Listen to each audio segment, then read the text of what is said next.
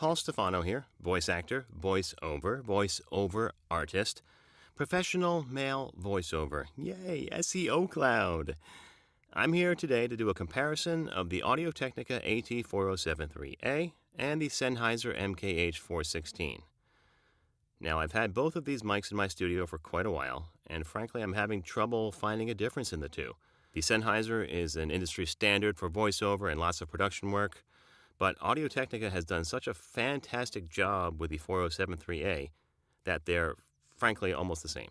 So I'm putting it out to the blogosphere, the web gods out there, to tell me what you think, whether these mics sound very similar or whether I'm just out of my mind and I should just keep the 416. So let me know what you think. Make a comment in the video. I'd love to hear your feedback. Thanks. So first, here's a quick look at what they look like in my studio. I had them side by side in my whisper room. One's mounted to the wall, one's on a boom arm. This is the 4073a, and this is the MKH-416. Most of you probably know that familiar look of the 416. It's got that concave grill at the front and the long interference tube.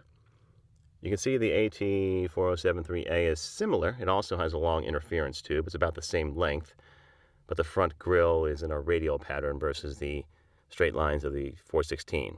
But again, they are very similar in design. So you're hearing me right now on the 416, and that's how I started the video. But we're going to switch back to the 4073a so we can do a quick comparison on a narration piece. So I'm going to use War of the Worlds by H.G. Wells. I'll read some on the 4073a and then some on the 416, and we can hopefully hear a difference, or maybe not. First on the 4073a. Chapter 1. The Eve of the War.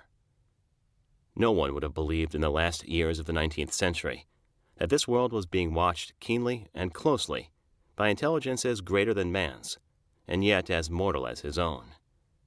That as men busied themselves about their various concerns, they were scrutinized and studied, perhaps almost as narrowly as a man with a microscope might scrutinize the transient creatures that swarm and multiply in a drop of water.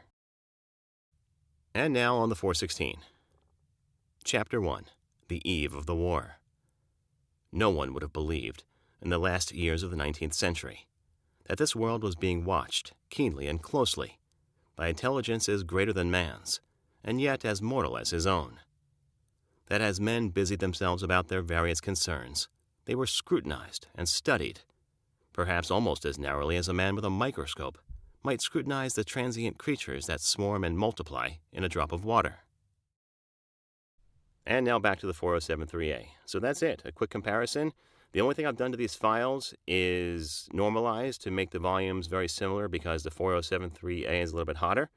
But other than that, the files are raw and untouched. Please put on headphones and let me know what you think between the two.